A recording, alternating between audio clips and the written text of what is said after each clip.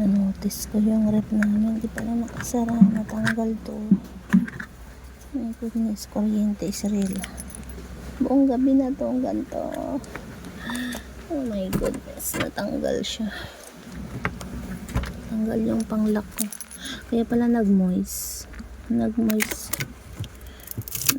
yung ref. Goodness.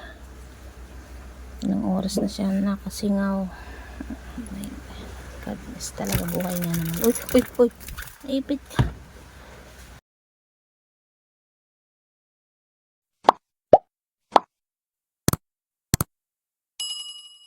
Out ko for today's vlog, na notice out ko yung aking ref ay nakabukas sa buong magdamag. My goodness, napumalya yung ating lock. Ngayon lang to nangyari, no? Kagabi lang siguro to nagpalya. Ayaw na niya lumapat to.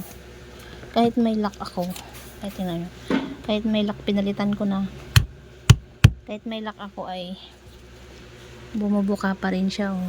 So kaya pala siguro ay mataas ang kuryente natin kasi hindi na lumalapat yung ating ref. So matagal na rin kasi itong ref na to, 26 years na mana ko pa to sa kaibigan ko. So siguro gawa natin to ng paraan, maggawa tayo ng hack. DIY tayo, guys. Hindi ko alam kung uubra, no, kasi dami pa naman laman, no? Daming masira dito. Magde-defrost na nga lang ako. Daming masira. Kaka-grocery ko lang kasi. Tapos ito siya tumigas, hindi na siya gumaganto. Ibig sabihin ito, ay bro, naman tong ibon na ito, oy. Diyan na naman, alis ka dyan, nagbablog tayo. Ayan, oh, ito madilaw na kasi part dito. Tumigas na siya, wala nang magnet, hindi na siya lumalapat dito. So nanood tayo ng dapat gawin, no, gamitan daw ng blower. I-hit natin to para siya lumambot. Katulad dito malambot pa eh, yung dito part hindi na siya lumalapat. So tingnan natin, may blower tayo dito, so gamitan natin ng blower.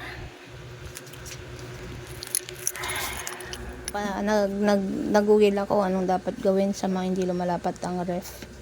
Gamitan daw ng air blower in a low heat muna. So try natin.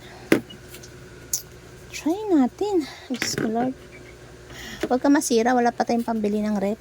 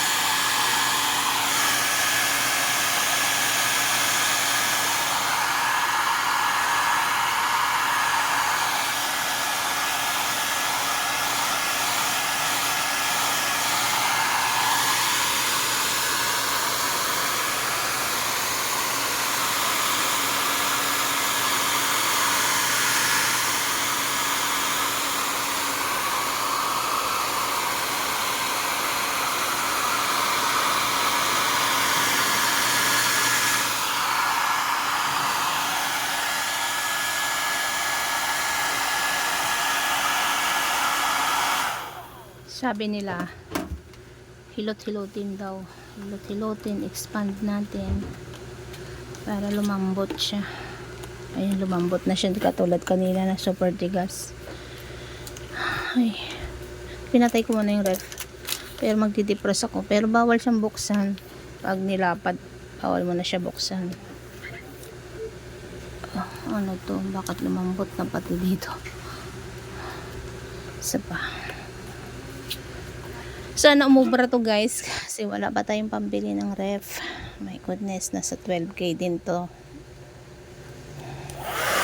12k to 13k pa.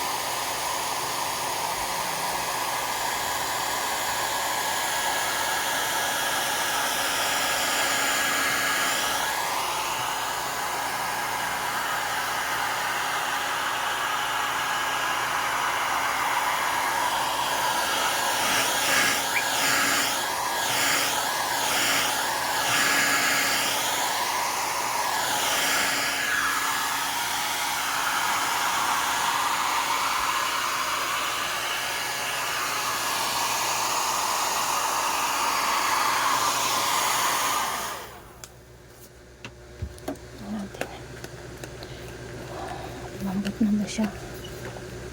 Tingnan natin.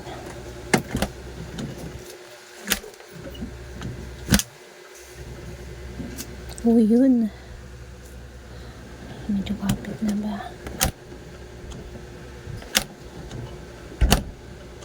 Kulang pa. Kulang pa guys. Kulang pa guys. Mamaya ulit guys. Tingnan natin kung anong result. So guys, medyo malambot na compare kanina. Ito, lumambot na siya. Compare kanina na matigas. Lumambot na yung part dito. So try na natin. Yan, inon ko na yung rep. Bawal kasi daw siyang buksan muna habang lumalamig. So tingnan natin kung uubra itong hack na to, no? Na napanood natin at nag-google tayo. So nilak ko na rin dun. Medyo ano yung ano dito, yung pinto. So tingnan natin guys kung uubra to. 1, 2, 3. Let's go. Tinakabahan ako.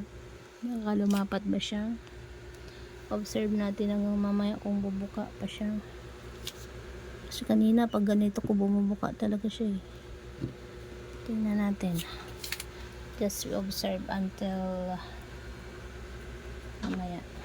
Tingnan natin kung may singaw ba. Kasi takas ng kuryente natin ito. Ayan. Oh. Thanks for watching. Observe natin to ng 30 minutes. After 30 minutes, check natin kung bumuka. Ay, wala namang buka. Ano, diba? Effective naman yung napanood natin sa Google. How to fix unmagnet. Hindi nadikit na, ano ba naman to, pulot? Hindi na nadikit ang ganito rubber ng ref. Yan lang pala gawin natin guys. So, ito effective naman yata siya. So, ingat na lang at laging observe kasi Diyos ko walang kuryente ngayon. So, yun lang guys. That's it. It's fixed. Naka-fix na siya. Hindi na siya kanina. Sobrang ano eh, buka. Thanks for watching. May other content si Nanay 19 sa kadiskartehan para hindi tayo mawala ng ref kasi importante talaga ang ref sa pag-imbak ng mga pagkain nating iwas panis lalo ngayon mainit. So, yun lang guys. Another day, another vlog. Thanks again for watching. Hapon. Check natin tong rep kung anong pagbabago. Ayan guys. Wala naman. Di na siya bumuka. Parang lumapat naman siya. Lumapat naman siya. Ayan. Kailangan kong bumili pang ganito. Ayan. Kung wala ito lumala. Lumuluwag talaga. Kailangan niya ng lock. Ayan siya guys. Na-fix natin yung problema ng rep. Maganda pa kasi itong yellow nito eh. Ayan. Ayan. Minsan, maganda rin yung Google, search kung anong mga ideas na makasolve ng problem. So ito, it solves the problem solved. Ayan o. Wala naman singaw. Walang singaw kasi pag ginanon mo yan may singaw hanggang dun sa ilalim. Ayan. Uy, nakapatong na naman tong ibon dito sa cellphone ko. My goodness. Ayan guys. Thanks for watching.